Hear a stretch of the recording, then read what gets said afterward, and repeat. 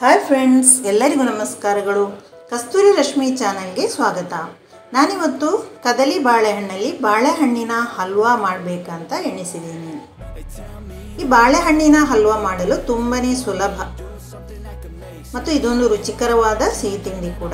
ನಾನಿಲ್ಲಿ ಒಂದು 20 ಬಾಳೆಹಣ್ಣನ್ನು ಸಿಪ್ಪೆ ತೆಗೆದು ಮಿಕ್ಸಿ ಜಾರಿಗೆ ಹಾಕ್ತಾ ಇದ್ದೀನಿ. ಇದನ್ನೀಗ ನಾವು ನೀರು ಹಾಕದೆ ನೈಸಾಗಿ ಗ್ರೈಂಡ್ ಮಾಡಬೇಕು.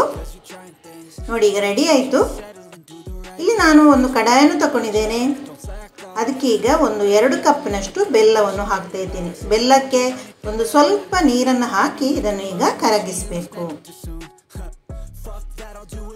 ಬೆಲ್ಲ ಎಲ್ಲ ಚೆನ್ನಾಗಿ ಕರಗಿದೆ. ನೋಡಿ, ಈಗ ಸಾಕು. ಈಗ ಇದನ್ನು ನಾವು ತೆಗೆದಿಡುವ. ನಾನು ಅದೇ ಬಾಣಲೆಯಲ್ಲಿ ಈಗ ಒಂದು 2 ಸ್ಪೂನ್ನಷ್ಟು ತುಪ್ಪವನ್ನು ಹಾಕಿ ಗೋಡಂಬಿಯನ್ನು ಕಟ್ ಮಾಡಿ ಹಾಕಿ ಫ್ರೈ ಮಾಡ್ತಾ ಇದ್ದೀನಿ. ನಿಮಗೆ ಜಾಸ್ತಿ ಗೋಡಂಬಿ ಬೇಕಾದರೆ ಜಾಸ್ತಿ ಗೋಡಂಬಿ ಹಾಕ್ಕೊಳ್ಬೋದು. ಈಗ ಫ್ರೈ ಆಗಿದೆ. ಇದನ್ನು ನಾನು ಈಗ ಸೈಡಿಗೆ ಇಡ್ತಾ ಇದ್ದೀನಿ. ಅದೇ ತುಪ್ಪದಲ್ಲಿ ಇನ್ನು 2 ಸ್ಪೂನ್ ತುಪ್ಪವನ್ನು ಹಾಕಿ ನಾನೀಗ ಇದಕ್ಕೆ ನಾನು ಗ್ರೈಂಡ್ ಮಾಡಿದಂತಹ ಬಾಳೆಹಣ್ಣನ್ನೀಗ ಇದಕ್ಕೆ ಹಾಕಿದೆ. ಈಗ ನಾನು ಇದನ್ನು ಮಿಕ್ಸ್ ಮಾಡ್ತಾ ಇದ್ದೀನಿ.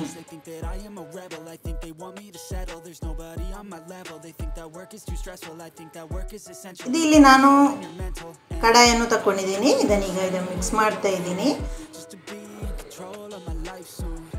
ಇದಕ್ಕೆ ನಾವು ದಪ್ಪ ತಳದ ಕಡಾಯನ್ನು ತಗೊಳ್ಬೇಕು. ಇಲ್ಲಿ ನಾನು ಒಂದು 2 ಸ್ಪೂನ್ ತುಪ್ಪವನ್ನು ಹಾಕ್ತಾ ಇದ್ದೀನಿ.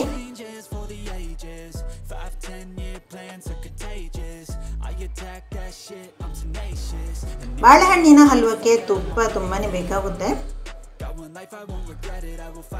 ಇನ್ನು 2 ಸ್ಪೂನ್ ತುಪ್ಪವನ್ನು ಹಾಕ್ತಾ ಇದ್ದೀನಿ.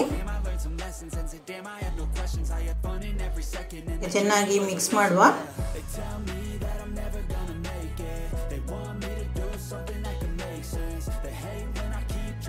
ಈ ಹಲ್ವಾ ಕರ್ನಾಟಕದ ಕರಾವಳಿ ಪ್ರದೇಶದಲ್ಲಿ ತುಂಬಾನೇ ಜನಪ್ರಿಯವಾದಂತಹ ಸಿಹಿ ತಿಂಡಿ ಇದು.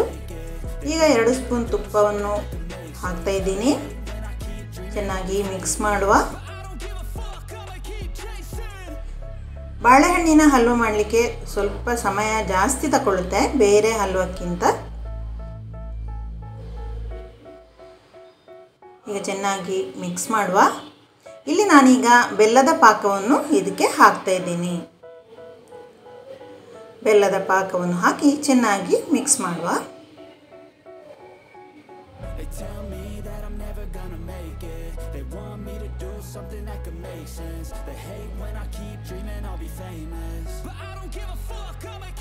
ಇದಕ್ಕೆ ಸಮಯ ಸ್ವಲ್ಪ ಜಾಸ್ತಿ ತಗೊಳ್ಳುತ್ತೆ.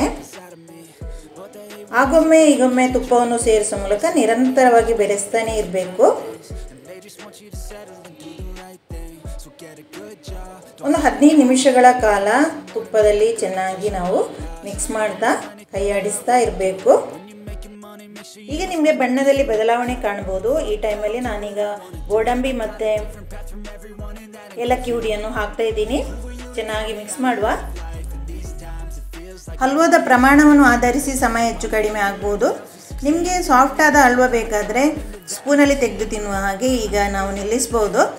ನಿಮಗೆ ಚುಯಿಂಗ್ ಇಲ್ಲ ಗಟ್ಟಿ ಕಟ್ಟಿಂಗ್ ಮಾಡಿ ಬೇಕಾಗುವ ಹಲ್ವ ಬೇಕಾದರೆ ಒಂದು 10 ನಿಮಿಷ ಹಾಗೆ ಕೈಯಾಡಿಸ್ತಾನೆ ಇರಬೇಕು.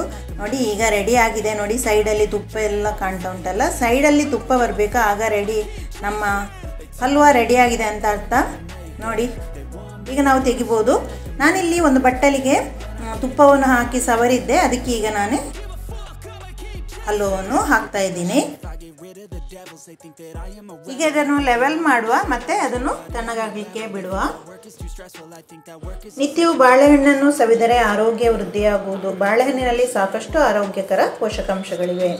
ಇದನ್ನು ತಿನ್ನುವುದರಿಂದ ರೋಗ ನಿರೋಧಕ ಶಕ್ತಿ ಕೂಡ ಹೆಚ್ಚಾಗುತ್ತೆ. ಆರೋಗ್ಯ ಸಮಸ್ಯೆಗಳು ಸಹ ನಿಯಂತ್ರಣಕ್ಕೆ ಬರುತ್ತದೆ. ಈಗ ಹಲ್ವ ತಣ್ಣಗಾಗಿದೆ. ಇದನ್ನು ಶಾರ್ಪ್ ಚೂರಿಯಿಂದ ಈ ರೀತಿಯಾಗಿ ಕಟ್ ಮಾಡುವ. ನಮಗೆ ಯಾವ ಶೇಪ್ ಬೇಕೋ ಆ ಶೇಪ್ಗೆ ಕಟ್ ಮಾಡಿಕೊಳ್ಬೋದು. ಎಲ್ಲ ಋತುಮಾನಗಳಲ್ಲಿಯೂ ಸಹ ಸಿಗುವಂಥ ಹಣ್ಣು ಅಂದರೆ ಅದು ಬಾಳೆಹಣ್ಣು.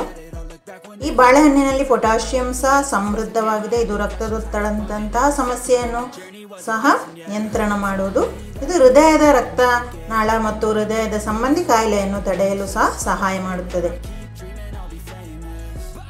ಬಾಳೆಹಣ್ಣಿನಲ್ಲಿರುವಂತಹ ನಾರಿನಾಂಶ ಮತ್ತು ನೀರಿನಾಂಶ ಜೀರ್ಣಕ್ರಿಯೆಯನ್ನು ಸುಧಾರಿಸುತ್ತದೆ. ಮಲಬದ್ಧದಂತಹ ಸಮಸ್ಯೆಗಳನ್ನು ನಿವಾರಿಸಲು ಸಹ ಸಹಾಯ ಮಾಡುತ್ತದೆ. ನೋಡಿ ಎಷ್ಟೊಂದು ಸಾಫ್ಟಾಗಿ ಬಂದಿದೆ ನಮ್ಮ ಬಾಳೆಹಣ್ಣಿನ ಹಲ್ವಾ. ಇಂತಹ ಆರೋಗ್ಯಕಾರಿಯಾದಂತಹ ಬಾಳೆಹಣ್ಣಿನ ಹಲ್ವವನ್ನು ಮನೆಯಲ್ಲಿ ನೀವು ಸಹ ಒಮ್ಮೆ ಟ್ರೈ ಮಾಡಿ. ಕೆಲವರು ಸಕ್ಕರೆ ಹಾಕಿ ಸಹ ಮಾಡ್ತಾರೆ, ಆದರೆ ಆರೋಗ್ಯದ ದೃಷ್ಟಿಯಿಂದ ಬೆಲ್ಲವನ್ನು ಹಾಕಿ ಮಾಡಿದರೆ ತುಂಬಾ ಒಳ್ಳೆಯದು. ಫ್ರೆಂಡ್ಸ್, ಇವತ್ತು ನಾನು ಮಾಡಿದಂತಹ ಈ ರೆಸಿಪಿ ನಿಮಗೆ ಇಷ್ಟವಾದರೆ ಪ್ಲೀಸ್ ಲೈಕ್ ಮಾಡಿ, ಶೇರ್ ಮಾಡಿ ಮತ್ತು ಚಾನಲ್ಗೆ ಸಬ್ಸ್ಕ್ರೈಬ್ ಮಾಡಿ. Thank you for watching. Bye.